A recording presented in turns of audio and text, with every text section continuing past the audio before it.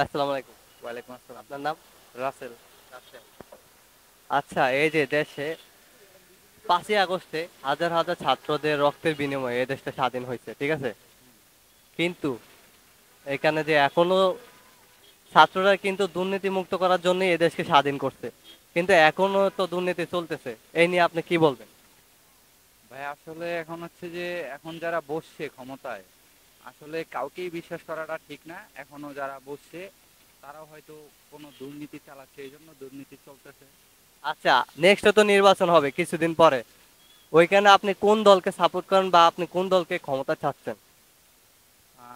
এটা আসলে ভাইয়া যে দেশটাকে ভালোভাবে পরিচালনা করতে পারবে বা দেশের মানুষকে হ্যাপি রাখতে পারবে, ভালো রাখতে পারবে, দেশ ভালো পরিচালনা করবে, পাবলিক তাকেই চায় বা আমিও চাই তাকে। ঠিক আছে, আপনাকে ধন্যবাদ আমাদের চ্যানেলের